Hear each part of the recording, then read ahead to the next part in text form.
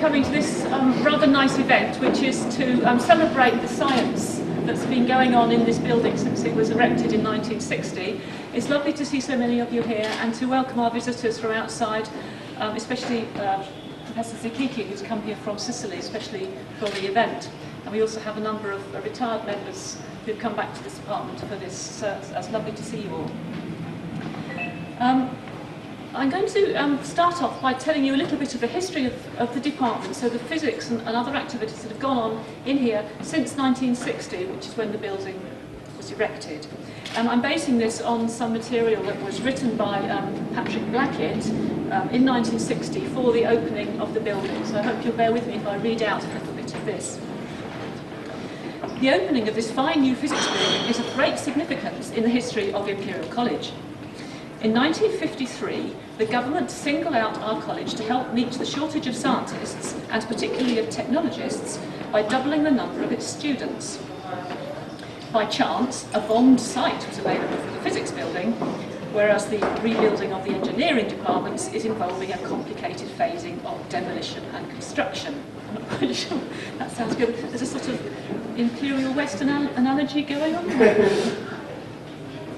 I must admit that initially I did not wholly relish spending a good part of my relatively few remaining years as an active scientist in coping with the innumerable problems which inevitably arise in the planning and supervision of such a complex building. However, the tireless and efficient work of the college, etc., made the task a relatively light and very enjoyable one, which is a very positive statement. And I hope that we will be able to adopt the same attitude when there's considerable disruptions to the building which are going to take place over the next few years.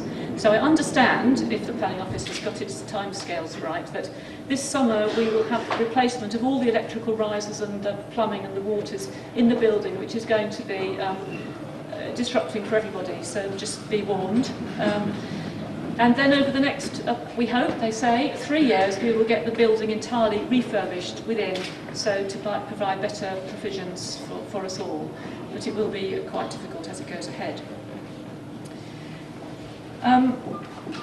But Blackett also points out that as the department moves into its new home, its staff will include 7 professors, 11 readers, and 29 senior lecturers and lecturers.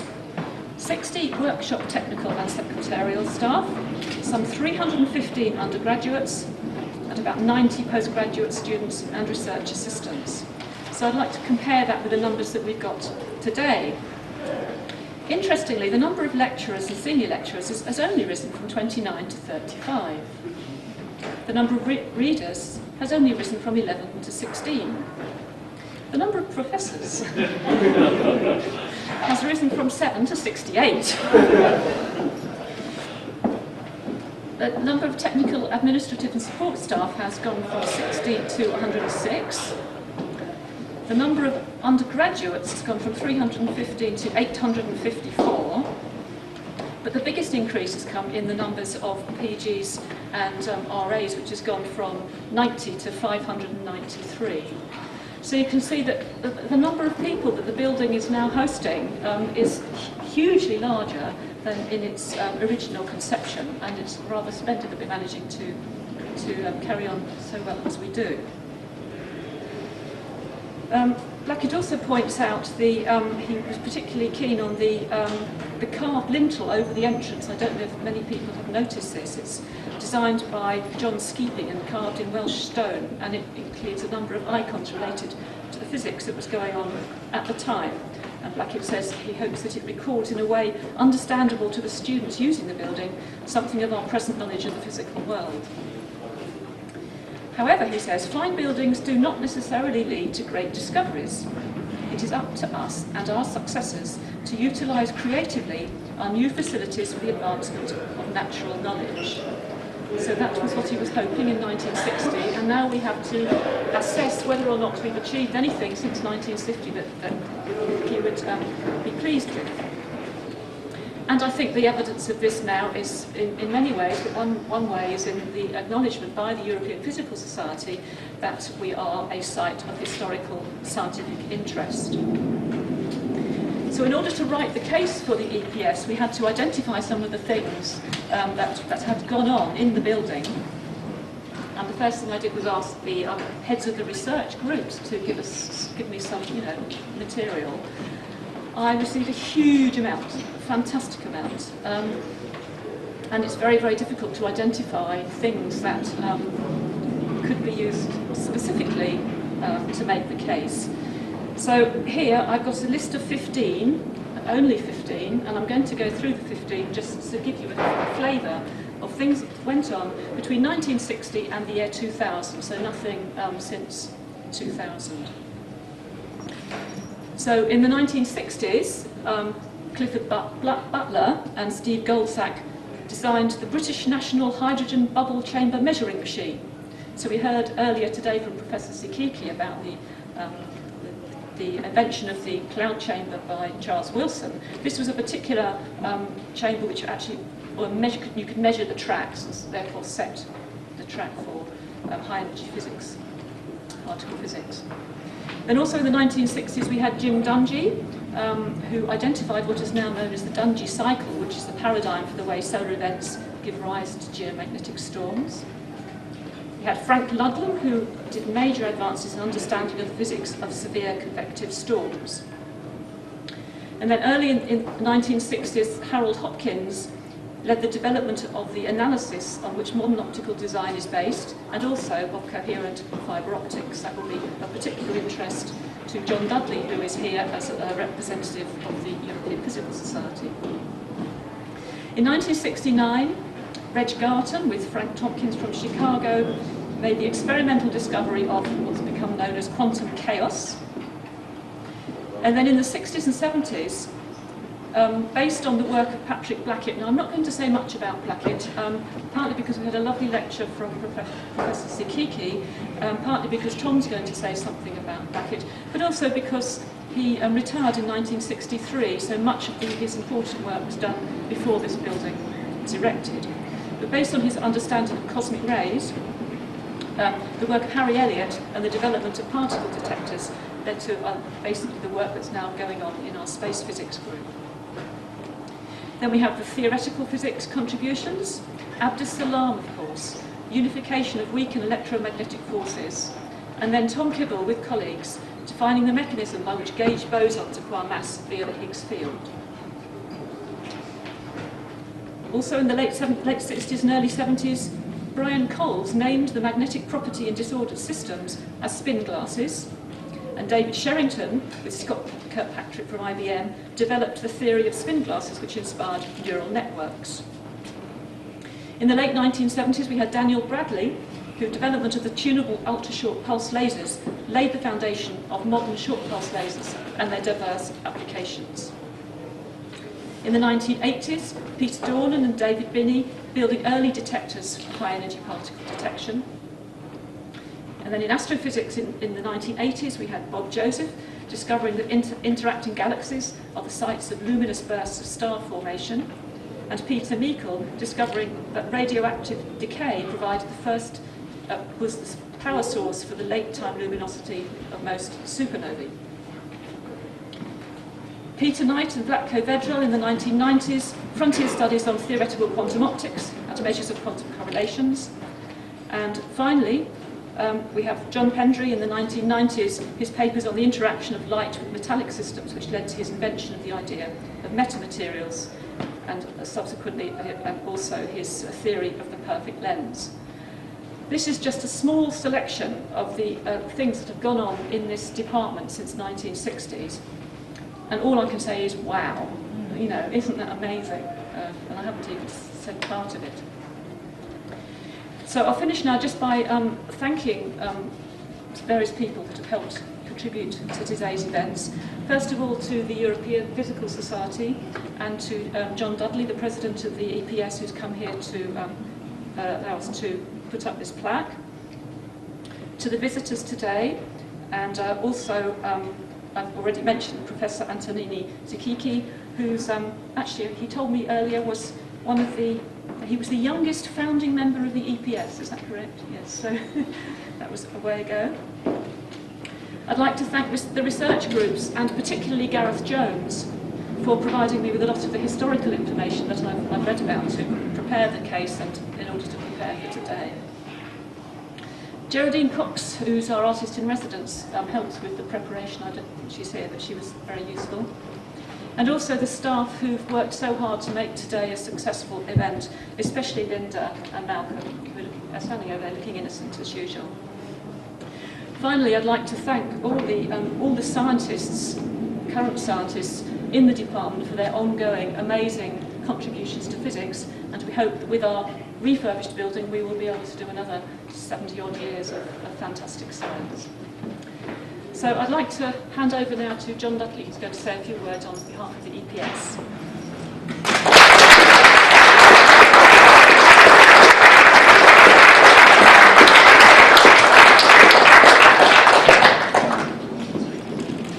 Thank you very much. Thank you for that wonderful background to the history of this building and the really remarkable series of results in both pure and applied physics that have come out since 1960. It really is a wow kind of a feeling. It's my honour to be here today representing the European Physical Society, and for those of you who may not know about the background of E.P.S, it's a society that brings together the national physical societies of over 42 countries within Europe and the wider European region. So we also have associate members from the Middle East, and we have full members from, for example, Russia and the Ukraine. So it's not just the European Union, it's a much broader geographical area. And the idea is to unify, in a sense, physics on the European dimension in a way that allows the sharing of ideas and best practice, and as well as science between all the different countries that are part of E.P.S. But E.P.S is a lot more than just a collection it's a lot more than just an administrative umbrella between national organizations. Its actions are built on the activities of individual scientists who also participate in its various meetings and conferences and so on.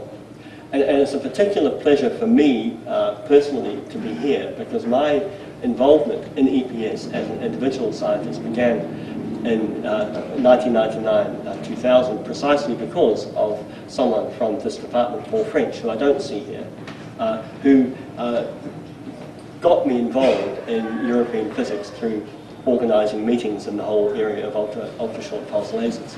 And so that's a particular pleasure to be at Imperial, where my own career, in a sense, as a European physicist began. The Historic Sites program of E.P.S began under my predecessor, Luisa Cifarelli. It was her initiative that this wonderful series of recognition of sites from all countries of Europe eventually will recognize the real strengths that Europeans have played in building our knowledge of the physical universe. This, I think, is the 16th such recognition. And just to give you an idea of the diversity, the first historic site that was recognized was the Fermi Fountain in Rome, where Fermi drew the water to use in his first studies of nuclear reactions in Rome. It includes the observatory in Sweden, where Tycho Brahe made his observations. It includes the accelerator L'Amour in Orsay in France, the site of the first neutrino measurements in Hungary, the Niels Bohr Institute in Copenhagen. Within the United Kingdom, this is the second such recognition. The National Physical Laboratory and the work of the atomic clock of Louis Essen was recognized late last year. And it's very diverse, but the real strength of these historic sites is not just to celebrate what happened in the past, because that is very nice, but it's more important, in my view, to explain the continuous nature of what it's like to work as a physicist to the younger generation that comes through and may not be aware of the history of the buildings and the laboratories in which they are working and carving out their own futures. In some of the historical documentation that I read in preparing for today, I read about the precursor of the Blackett Laboratory was this Royal College of Science. And the Royal College of Science was situated in South Kensington, and it was very often confused with a local museum. And so a local wag had put a chalkboard outside saying, "This is not a museum." And of course the students saw this and they said, well, yes, but there are lots of fossils inside. Now, when you look at the changing of the demographics from having less than 20 early career researchers in the 1960s to over 500 today, then you can really see very clearly that the future of physics in this building and this university is assured, because it's the young people and the young researchers and the energy and the new ideas which continually renew things and which challenge us and which challenge physical theory so that they can evolve and move forward. And this is one of the most important things that I like to stress during these historic site ceremonies, that whilst it's nice to look back, because that does provide the context for what we do, the real strength is to use days like today to do more tomorrow. And that's the message to pass on, especially when I see so many young people here in front of me. So that's the background to the award and the general message that we like to transmit when we make these recognitions. So with that, I'd like to pass over to Professor Kibble, who will provide a bit more background, I think, about Blackett himself. So thank you very much, and congratulations.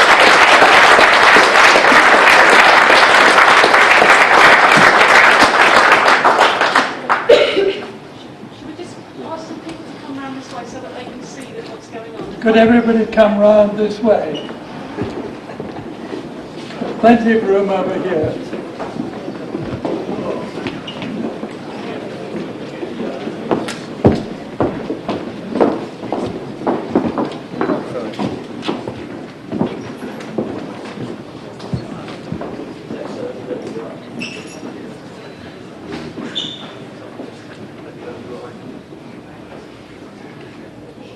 Well, it's a great honor and a great pleasure to be asked to unveil this plaque, which is to recognize the outstanding physics achievements that have gone on in this department, which have been so well summarized by Joe, and are enormously impressive, I have to say. This building is named after Patrick Blackett, and since there are not now all that many of us who remember Blackett, I thought it would be good to say a few words about him. Blackett was a really towering figure. He was the head of the department from 1953 to 1963. And he completely transformed the department, he hugely expanded it, broadened its interests. And this was, of course, the second great British physics department that he built up, coming to us from Manchester, where he had had a similar effect. As I said, he was a towering figure. He had been a naval officer, who saw action at the crucial Battle of Jutland in the First World War. He became a physicist of the first rank and a Nobel Prize winner and president of the Royal Society, something he was very proud of. It's also worth remembering that he was not actually only a physicist. He did indeed gain his Nobel Prize for work on fundamental physics and cosmic rays and so on. But he did many, many other things too. Arguably, he founded two other scientific disciplines. One of those was operational research. During the Second World War, he was one of the chief scientific advisors, and he was responsible for introducing into the military the idea that one should actually study in a scientific, mathematical way the results of tactics and strategies. And he was responsible for changes in the way that convoys were operated, which had a major effect on the battle against the German U-boats. The other thing he started is, I think, particularly significant. Blackett had had a theory about the connection between spin and magnetism. He had a theory which related spin of elementary particles, which is known to be related to their magnetic moment, with the idea that the spin of the Earth is responsible for the magnetic field of the Earth. And this was an intriguing theory, not widely supported, it has to be said. And he built very powerful instruments, magnetometers, for testing this idea.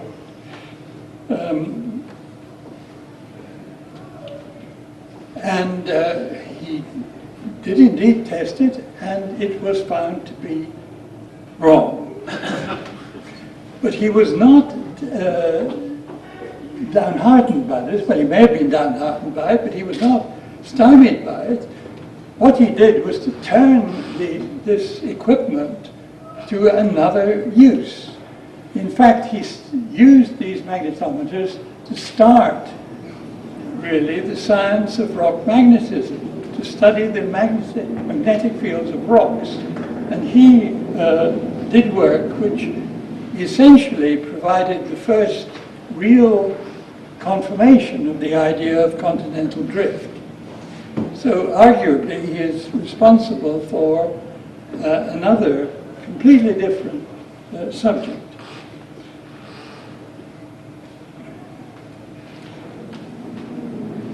Of course, he was also a person of great political interest and political influence. He was involved in the work, the planning during Harold Wilson's premiership, and particularly Harold Wilson's idea of the white heat of technology. And this department certainly was one of those which was expanded during that period as a result of, partly as a result of Blackett's influence.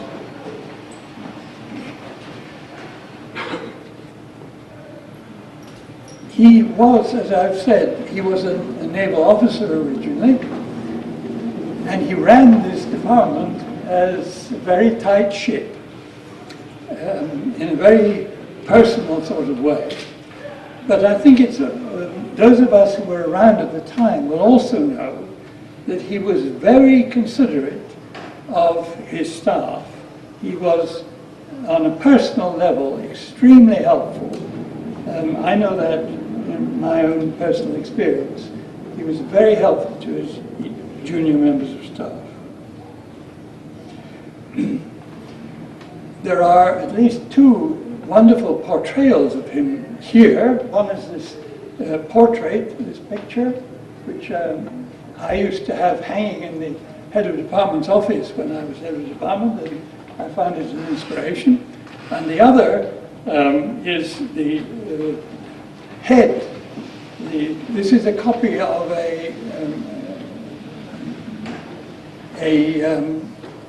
bust of a head by Jacob Epstein, which I'm glad to say I was responsible for getting put up there. It is, I think, a wonderful piece of art. Well, I don't want to keep you longer. I should like to finish by just adding my thanks to the European Physical Society for this recognition. I think it's a wonderful thing to do, and I'm sure that it will inspire future generations of academics and students who come through this department. So it gives me great pleasure to actually